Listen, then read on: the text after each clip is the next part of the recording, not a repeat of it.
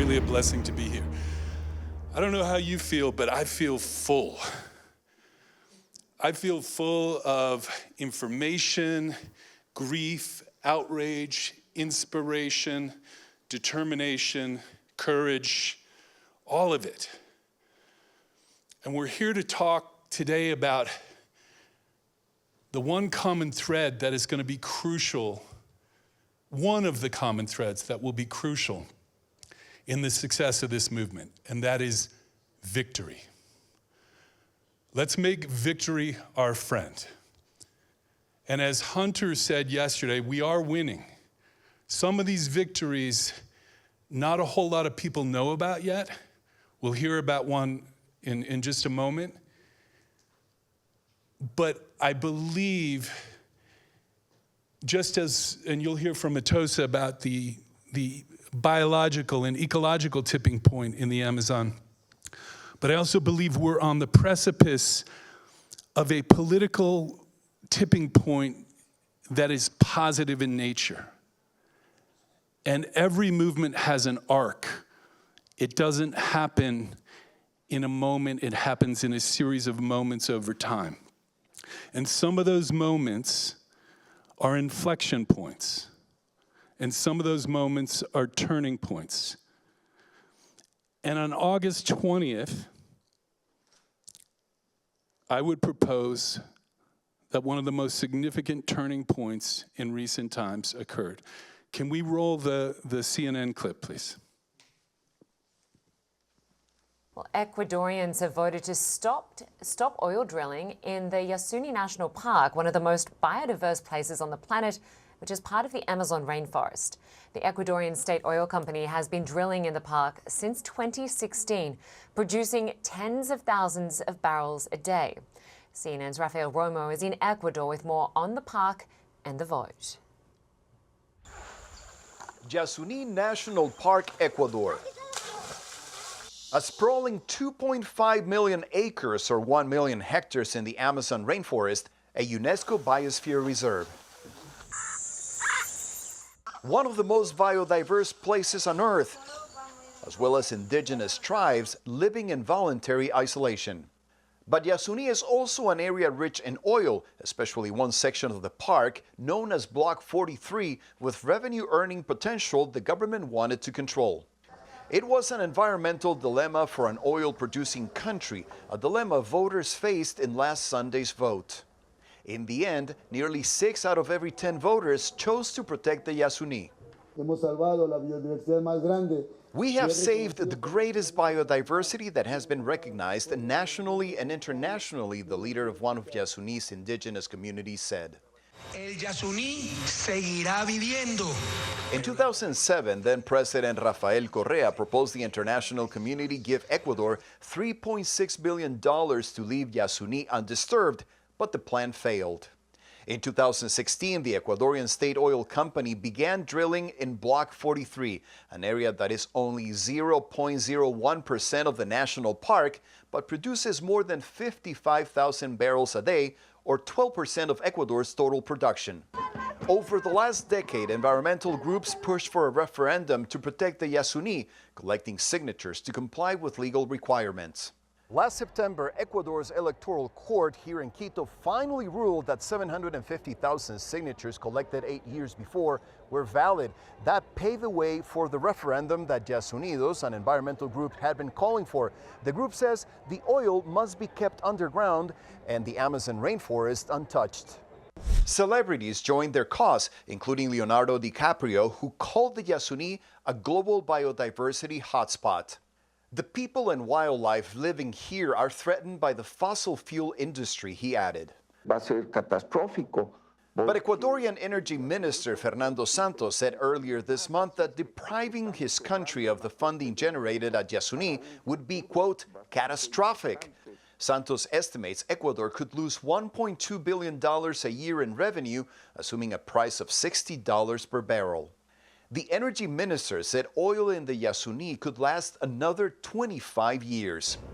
Some voters agreed that Ecuador should continue tapping its largest oil reserve. El Ecuador necesita de estos recursos para salir adelante. Ecuador needs those resources to make ends meet, this voter said. But most were convinced by environmentalists who say preserving the Amazon is more important than any money that could be made by drilling in one of the richest ecosystems in the planet. Rafael Romo, CNN, Quito, Ecuador. So we'll talk a little bit more about the campaign that led to this victory. But I want to say a quote from a Goldman Prize winner, an indigenous leader of the Waorani people, Namonte Nkimo. She said, "We will remember this day as the day the planet started to win, and corrupt politicians and oil companies lost. August 20th, 2023. The Yasuni, I've been there, you'll see later when I talk, they call it the cradle of life. Scientists say that it's one of the few places that didn't freeze during the Ice Age, and that the entire Amazon basin was repopulated from. The fight for biodiversity and nature is the fight for our regeneration spots. Once the world comes to its senses, once humans come to their senses, we need places like Yasuni. And just the fact that there's a group of people on this planet, when given a choice, and we'll talk about the historic nature of the choice, between biodiversity and life and short-term profits and oil, that they chose 60 to 40 for life. I know for this person, it gave me a great sense of optimism. So with that, I'm going to turn it over to my dear friend Atosa, who is going to present a big picture perspective on the Amazon in general as the leading character in the climate drama. Good afternoon, everyone. Thank you, Chip, and AREDAY team, and all the volunteers, and happy Indigenous Peoples Day. And also want to appreciate the land recognition everyone has given the original peoples of this land, the Arapaho Nation, Ute, and Cheyenne. I've been a rainforest activist for many decades, since 1990. And I have this privilege of working alongside Indigenous peoples. I wear a number of different hats. As the founder and president of the board of Amazon Watch, I continue to support the great work of that organization. I'm currently working as the leading strategist for the Amazon Sacred Headwaters Alliance, an alliance of 30 indigenous nations working to protect Oregon-sized rainforest in the headwaters of the Amazon basin in Ecuador and northern Peru. I'm also part of the science panel for the Amazon and have the great pleasure of working with John on Artists for Amazonia. So I want to just give you an update on the state of the Amazon, the work we did as part of the UN Science Panel for the Amazon, tell you why the Amazon is key, a central character in the climate drama, tell you about the exciting work that's happening in the front lines to protect the heart of the planet, and just leave you with some reflections. You've all heard the Amazon described as the lungs of the earth, but how many here have heard about the Amazon as the heart of Gaia? Raise your hand if you've heard that. Okay, so I'm going to explain a little bit of why, and I think this is my clicker, see. Yes. The Amazon is the size of the continental United States. It covers 9 countries and basically has an outsized role. In the science panel, we call it a regional entity of the Earth system. Just to give you a little bit of a flavor of the sheer size of the Amazon, the Amazon river flows in the Atlantic 220,000 cubic meters per second. Now that is the combined flow of the next 6 largest rivers on the planet. Now there's a river 20% larger than the Amazon River that is lifted up by the trees of the Amazon into the sky every day, the atmospheric river over the Amazon. This river is basically as a result of the evapotranspiration of trees. Each tree evapotranspires about 1,000 liters of water vapor per day into the sky. combined 400 billion plus trees that we estimate help generate basically a river bigger than the Amazon River in the sky. Now that river system, the biotic pump, brings rain deeper and deeper into the continent of South America. It's responsible for nourishing 70% of the GDP of the continent of South America, 70%, and 95% of all the rain of the continent comes from the, cycled through the Amazon. You can see this photo. I'm gonna see if the video works, it may not, but some of that atmospheric river comes all the way north to North America, where modeling shows that the moisture content over the Sierra Nevada is in part determined by rainfall patterns in the Amazon. Let's see if this video works. It may not, and I may not know how to get back. But this is just a NASA showing a simulation of the atmospheric rivers over a course of a year. You see the Amazon works like a heart. NASA calls it the engine of the global weather system. It basically helps to pump and create basically a pump of the hydroclimatic system. Now that system is dependent on Amazon trees, and sadly, the Amazon is reaching a point of no return. The primary conclusion of the UN Science Panel for the Amazon was that we have lost roughly 26% of the Amazon basin due to deforestation and forest degradation. What we have now is a tipping point of no return. This might take somewhere between 50 and 100 years for the massive dieback that's predicted. The Amazon will become a savanna, but the point of no return is now. That's why we have basically no time. Thank you for that. And you can just come down here.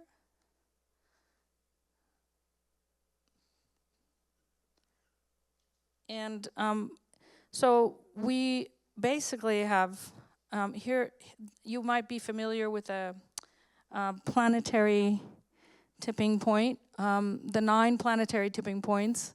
The Amazon is a key to all of the other tipping points. You heard Sally talk about that as well. And just a quick glimpse of what the Amazon represents in terms of numbers. 20 to 25% of the world's fresh water, 8% of the global oxygen, 1/3 of all species on Earth, including the river systems have 3,000 species of fish, which is more than the combined number of species of all of our oceans. In 1 hectare of rainforest in this area, there are more species of trees than in all of US and Canada combined. In 1 tree, there are more species than all of the UK, more ant species. And so far, 86% of deforestation is from cattle ranching and our large-scale agriculture. 17% of the Amazon is being affected by mining, and 10% by oil drilling. This was in August. In July and August, I was in Brazil going to the President's Summit. On a clear day, we could fly over 2.5 hours of deforestation, which made me weep, seeing what the 5 years of Bolsonaro administration had done. Deforestation gone up 50% since 2019. I'm happy to say that Lula has now brought down deforestation by 50% so far this year. And this is right. This is what July looked like in the Amazonas state, the river basin in the Amazonas state. And this is today. The Amazon River, in parts of the, because of the dry season being 5 weeks longer than it has traditionally been, has dried up. There are millions of species of fish that are, millions of fish that have died. And this is, isolated. Many communities are now isolated and are going to require emergency services. This was today, in the news today. To avoid the tipping point of no return, we must halt to get to zero deforestation basically now. At the latest by 2025, we need commitments in place for zero deforestation. Not just commitments, but plans of action. We also need to restore 6% of the Amazon by 2030 in order to avoid the tipping point of no return. The tipping point is now, But there is still time between now and 2030 to restore, if we are able to quickly restore 6% of the Amazon and protect the rest of it, we can avoid what would be calamity for the planet. I encourage everyone to go to Amazonia 80by25.earth and sign the declaration for the permanent protection of the Amazon. We had a President's Summit in August with a goal of how will the governments of the Amazon avoid the tipping point of no return. It's a very important document that came out of there. Unfortunately, there was no real target of avoiding, saying 80%, for example, but there was 113 commitments made by the presidents of the Amazon countries, and we have to hold them to it. Brazil's gonna host COP30, so this is only gonna get more important. I'll just give you a few minutes of a snapshot of the Sacred Headwaters Initiative where we're working now. 30 indigenous nations came together to say, we have a climate solution. We want to permanently protect our forests from industrial extraction, from logging, from mining, from roads, from dams, from all the basically oil drilling. And we have a vision of permanently protecting this area as a solution for the planet and as a model for the world. So I have the pleasure and honor, and I've got a few people here in the room that are part of our global commission of supporting this vision. This is the Headwaters region, starting in the glaciers in the Andes in Ecuador and going all the way to Iquitos. As I said, it's an area the size of the state of Oregon, 86 million acres, mostly indigenous lands and protected areas. So we want to basically transform the economy here. The communities have been very successful in standing up to oil industry. We've kicked out over a dozen oil companies in the last 20 years in this landscape. However, they're like zombies. They continue to come back. Year after year, every 4 or 5 years, they resurrect, and with funding from China, with funding from pension funds, etc. So we're going after the financial institutions that are behind this. We're calling for divestment, going after banks, but we're also working to advance solutions. And here is the oil reserves in this area. We're currently fighting. Many of these are to be drilled, future drilling. We think that's a really bad idea. We think that this forest is more valuable for life than for oil. We've created a bioregional plan, a plan that is between now and 2030, seeks to permanently protect this area and transform the economy from an extractive to a regenerative economy. I invite you to download the bioregional plan. It's a great model for this idea of a bioregion governed by watersheds. What does the plan propose? Creation of an Indigenous Peoples Fund. We talked yesterday about philanthropy. Less than 1%, actually 0.8 of 1% of philanthropic dollars make it to Indigenous territories. Last year in Glasgow, or 2 years ago at the COP in Glasgow, $1.7 billion was pledged to Indigenous-led solutions to climate and biodiversity. Of that, less than 7% has made it to the forests. The Indigenous peoples I work with have decided to not compete, but collaborate, to pool their proposals together, to collaborate in their fundraising, in their reporting, in their governance, and to do peer-to-peer learning, peer-to-peer leadership training, and learn from one another on implementing their life plans, their plans for the permanent protection. There's work being done on all of these agendas, recognition of 22 million acres of land that is currently being claimed by Indigenous peoples, but they don't have yet legal recognition. There's work on legal actions. There's work on livelihood alternatives and economies that we call the regenerative bioeconomy. There's work on restoration and regeneration and landscape connectivity. And ultimately, we're also looking for an Amazon Green New Deal, like things like basic income, debt relief, leaving fossil fuels in the ground, and more. And well-being indicators being driven by well-being instead of economic growth. So that is also something that is a model for the rest of the world. We got some of the best minds from the Indigenous nations together with some of the best minds from around the world who are really thinking about the next economy. And ultimately, you heard about the Yasuni victory. We also had earlier this year a major victory where Europe banned deforestation commodities. This is something US needs to do.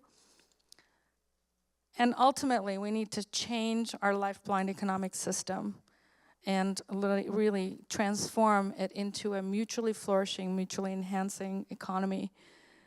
Debt forgiveness has to be a part of the equation. Majority of the money that Ecuador needed or has needed from oil drilling and mining goes to pay just the interest on the external debt. So we are mortgaging the Amazon. These debts are illegitimate. Often they are paid 10x, 20x because the interest, they're just paying the interest, never the principal. So it is ultimately a form of enslavement of the rainforest and our life support system. So debt relief has to be part of the solution. And lastly, I just want to say we have to change the paradigm. People have spoken about this morning beautifully, this idea that we are not fighting for nature. Every one of you here is nature defending life, defending itself. The planet has summoned us as cells, productive cells in the body of a living earth, in the body of Gaia. We are Gaia. And that's what indigenous peoples tell us. The 500 indigenous nations of the Amazon are rising. They're being effective. They need our support. They need our solidarity. And we need to practice good allyship. We need to practice land back. And we need to invest. We need to show up with money to implement everything from legal action to land rights to reforestation and food systems and food security, leadership, women's empowerment, youth empowerment. And we are working on all those pillars right now in the Sacred Headwaters. Our vision is a $700 million investment over 10 years in 30 indigenous nations whose territories collectively are the size of Oregon. So people talked about art and future vision. I invite you to watch this video. It's a 9-minute video. It's a vision of Amazonia 2041, looking back at how we saved the Amazon. So I invite you to dream with us and also take action. Join the Sacred Headwaters Alliance. You can also sign sacredheadwaters.org to be part of our movement for life on the planet. So thank you very much. And now I think we can go into discussion. Thanks. Thank you, Atosa. Yes, we're going to Zoom. We're now going to go to the Yasuni in Ecuador.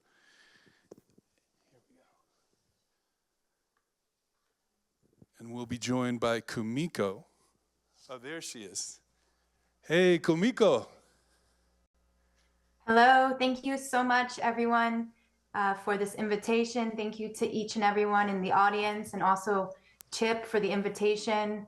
You know, it's a great honor to be able to speak with you guys as well. So thank you so much for opening with a wonderful talk about Yasuni and the Amazon.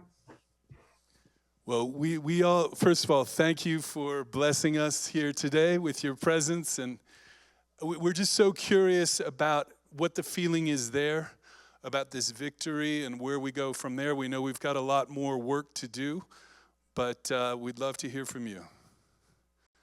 Great, thank you so much.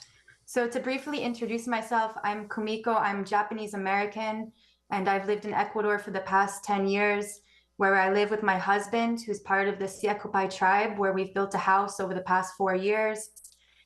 And the Chiricahua are a tiny nation in the northern Ecuadorian rainforest, and they live between the Agua Rico and the Napo River, which is quite literally the entrance to Yasuni. The Yasuni National Park is home to the Guarani and many uncontacted tribes. And north, just in our backyard, if you walk about 8 hours south, you hit the Napo River, which is, you know, the entrance of Yasuni. So the waters that, you know, flow through our territory also flow into Yasuni. So as we know, it's all interconnected. It's, you know, one organism. And, you know, this recent victory in August was a great victory for not just Ecuadorians, but for the entire world, you know, showing that through a democratic vote, through this referendum, that, you know, the people can protect the sanctity of life and also, you know, halt oil drilling in this, you know, most biodiverse place on earth. So I think it really gave a great spark of hope for the entire Amazon and also Ecuador, but the whole world, that shows through people power, you know, we can definitely, you know, make a difference. And I think that's what this whole conference is about, showing that through unity and through coming together, we can, start to make steps in towards the right direction. But I also like to share that although we had this great victory, the oil drilling is still happening in the Amazon. And where I live with my husband, it's the province of Sucumbíos, which is where the great majority of oil extraction is happening. It's where the big, Chevron dumped billions of, toxic chemicals into this region, and it's still affected there. And I was just swimming, 4 days ago in the river, and just like Atosa shared, my husband's father said, we've never seen the river this low. It was actually hot. The fish began to die and started to come to the top of the river. And as we were swimming in the river, this big oil barge started coming down the river with new pipelines, And so although we live just north of Yasuni, there's still oil extraction happening. And, with my husband, we began to think, how can we really, move forward, although we have these victories. And, consulting with the community, I'm also delegated as an international representative of the Chiricahua people. And they've made it very clear that, to just completely say stop all the oil drilling would be really great. It'd be really wonderful. And that's, the idea of where we're heading in the future. But also the reality is that, we're swimming, the oil trucks are still coming by. And what's happening, the direct suffering is that, our family, they don't have food. There used to be hunting, there used to be fishing.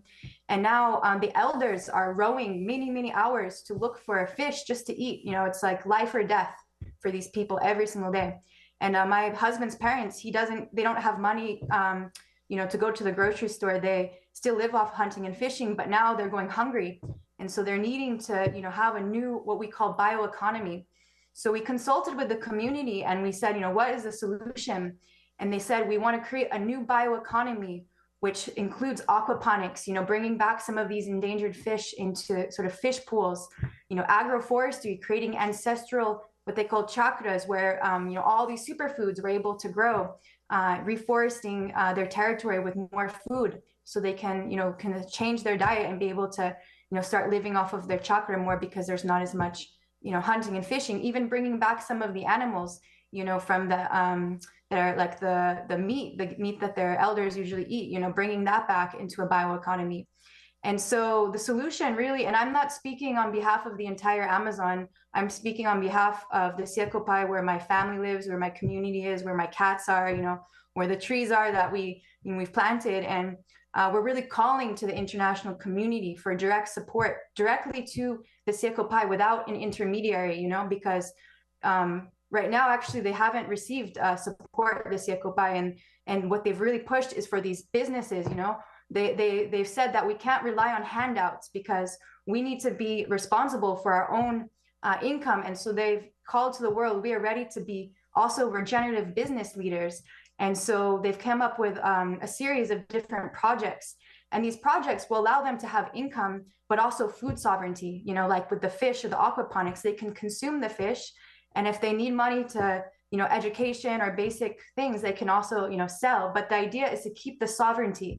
If the indigenous people have sovereignty over their land and over their resources, then they can say yes or no to the oil company. Because right now, just last month, the oil company knocked, on our door and they said, hey, trying to bribe us. Can you sign off your land so we can build a road all the way through your land to Peru? And some of the families have actually considered it because they have no income, and their kids are starving. So the best alternative for this community at this point in time is to invest in these regenerative businesses so that they can, start to have food sovereignty and income. And they've even come up with an amazing plant medicine project. The Chiricahua know thousands of medicinal plants. They actually came up with a 7-plant cure to treat COVID that was featured in the New Yorker. Me and my husband made a video about it, about 10 minutes. If you type Chiricahua New Yorker, and they treated their whole community, with these 7 plants. And some of these plants can only be found in this region north of Yasuni. And so they have said, we are open to help humanity heal, but we want to create laboratories and we want to do the research in our own communities. We want to train our own youth to become scientists so we can empower our own people, to protect our territory. And so right now they're opening up even to possible partnerships where we can, start to make plant medicine tinctures and really develop it from within the community. And this is another way to provide alternative economy to them. So, while we did have this great victory with Yasuni, and I think this is something that can show the rest of the world that we can vote out fossil fuels and we can protect the land. At the same time, we know that the monster is still in our backyards and that there's still oil extraction happening in other regions.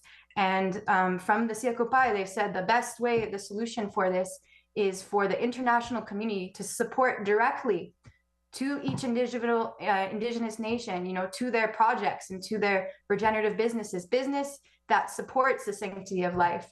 And I also would like to invite everybody, to enter a consciousness, what we call, Yahe. It's a sacred plant. If you've seen Avatar, they connect to the tree of life. It's quite like that, where everyone's consciousness is connected with Mother Earth, that all of you in the audience and all of us, we can enter this Yahe consciousness.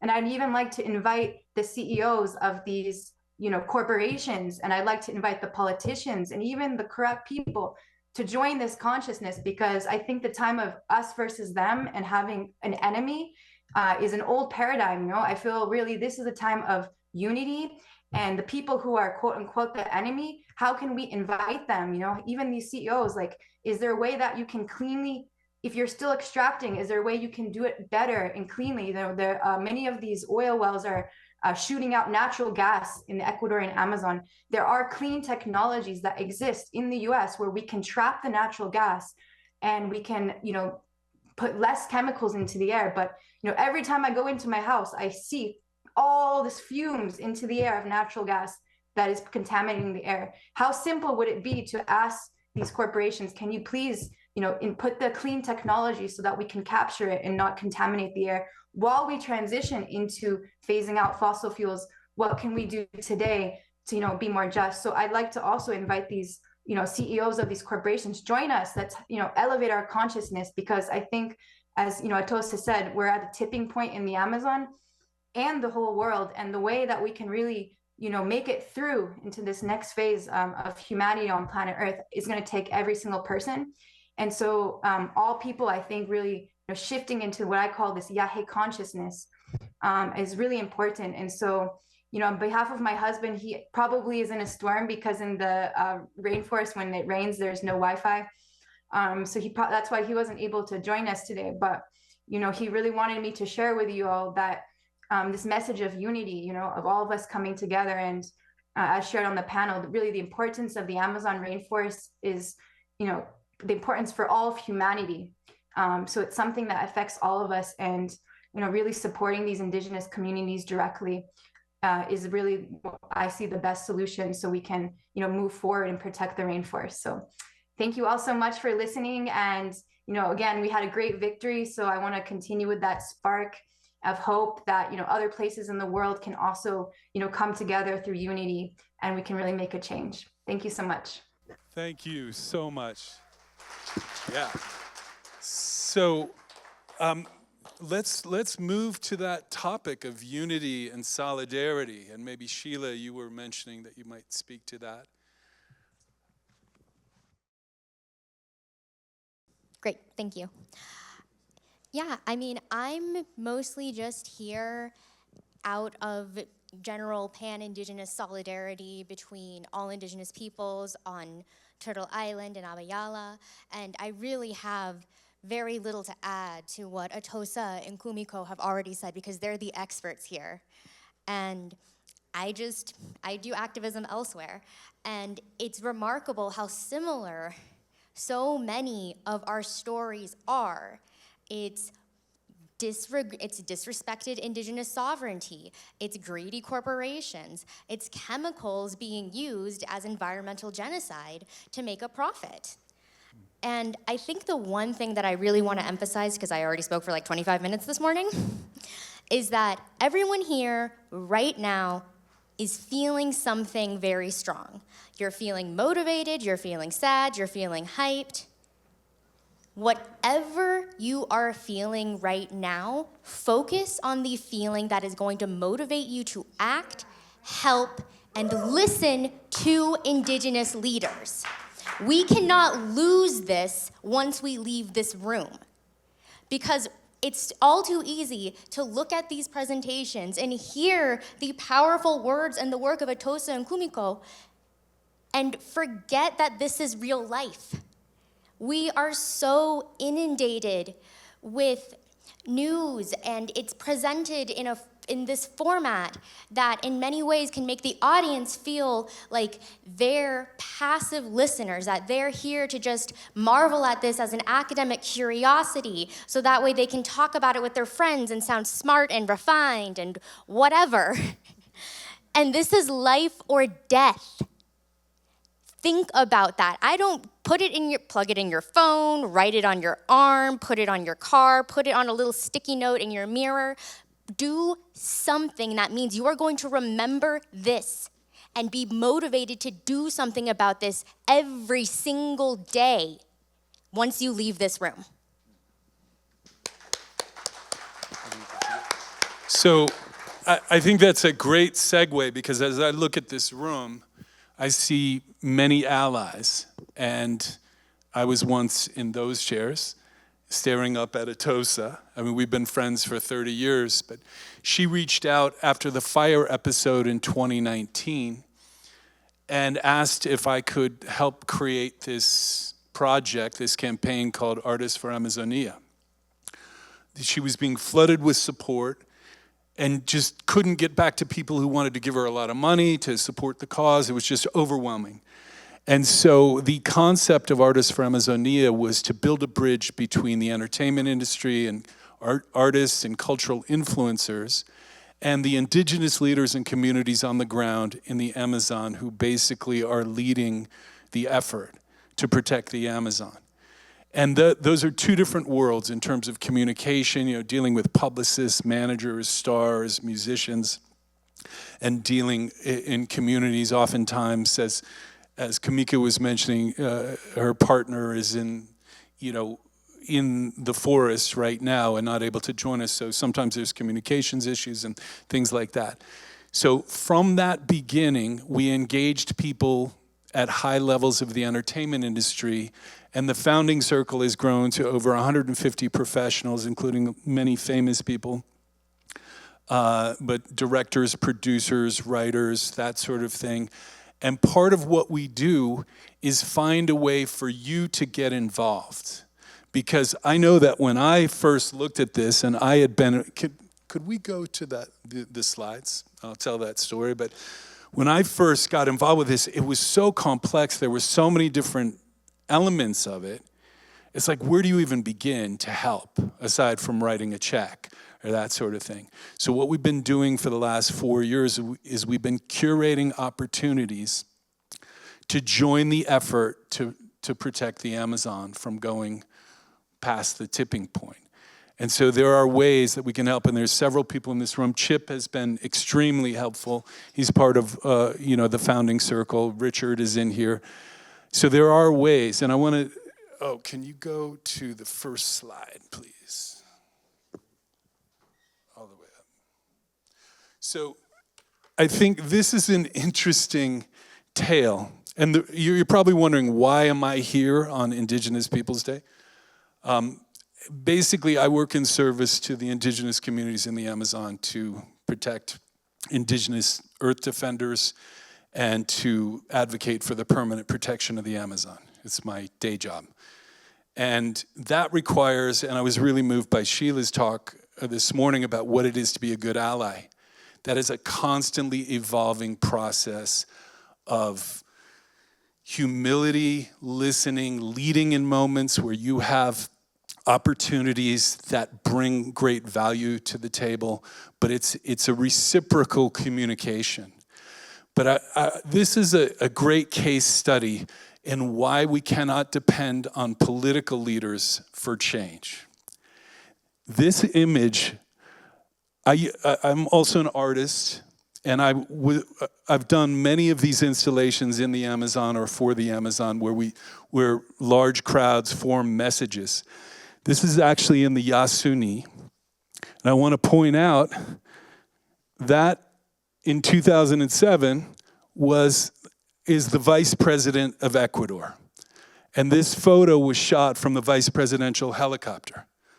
A month before this, Atoza, Daryl Hannah, and I, we were at the presidential palace where President Correas announced this visionary project to, if the world would forgive their debt, that they would keep the oil in the ground. We did this photo a month later. That was heavily used around Ecuador for a while, promoting that campaign. 6 years later, from one day to the next, our heroes shifted because they got into trouble economically, and they said, we have to drill in the Yasuni after 6 years of banging the drum, that we have to protect it. And so there was a whole other wave of the campaign. We produced a video with a lot of artists and musicians to support the signature gathering that you heard about. And then that worked its way through the courts to finally get a referendum. But the one thing that didn't stop through all of this was the community organizing of Yasunidos and the indigenous communities. And I think that is a great reminder that that constancy is what ultimately wins, because political leaders come and go, they flip because of, a situation like this. And in the end, we came back after over a decade of a legal fight. Then there were only a few months to win a public referendum on the same day as a presidential election, where one current and two previous presidents were against us. And so the only way we could really support was to get, how do we do this? Was to get really famous people involved. So Leo and his Rewild Foundation, they got involved, and then that led to, we got Jason Momoa involved. And what I loved about this is it went beyond Jason Momoa, the actor, and it became mythical, where it was now Aquaman was advocating for the protection of the Amazon. And also Mark Ruffalo joined in, and we can shut this off now. But let's just give you a sense of how those of us who do not live in the Amazon, who are not indigenous, can help. Because how that happened, one social media post from Jason created front page news. One tweet from Mark Ruffalo created front page news, Leo. But there was another interesting thing, and this speaks to the media environment of today that is different from when a lot of us were coming up. With Leo, he generously gifted our indigenous allies in Ecuador his Instagram feed for International Indigenous Peoples Day on August 9th. And they did a 24-hour takeover where Helena Gualinga and her sister Nina were posting stories from the front lines, but using the channel of Leo's audience. And I think this is really, and all of the content that we helped to amplify with Jason and Mark, it all came from Ecuador. It all came from our indigenous allies. We were simply channels to amplify it to the world. And I think that's a good model for how we can be good allies. Let the leadership come from on the ground, but all of us have a circle of influence. And we invite you to utilize that on behalf of the Amazon, because as goes the Amazon, as goes global weather patterns, climate chaos. And I spoke earlier about a potential positive tipping point. In the next 26 months, in Brazil, we have President Lula. Thank God we got rid of Bolsonaro, at least. And the Supreme Court has definitively expressed their support for indigenous rights and land claims. We have the strongest indigenous movement in the history of Brazil. And President Lula is hosting the world twice in the next 2 years. The G20 next year, and then COP30 in 2025. So this is a winning time. This is where we can actually take significant ground after years of being in a reactive defensive mode. So if you've ever felt the pull to do something for the Amazon, Talk to us after this. This is a moment where we can actually save the Amazon.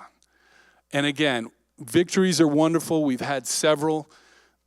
Getting Lula in, the EU deforestation victory that we worked on with Client Earth, the Yasuni, the recent Marco Temporal vote in the Supreme Court. But we're still way behind. And we need everybody on board. We need to be united, as Kumiko talked about.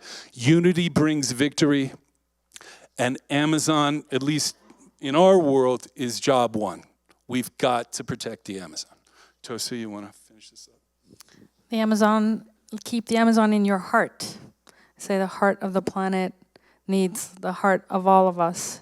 We need to be in service to life on this planet, wherever it is from your local watershed, but also think about the global Earth life support systems.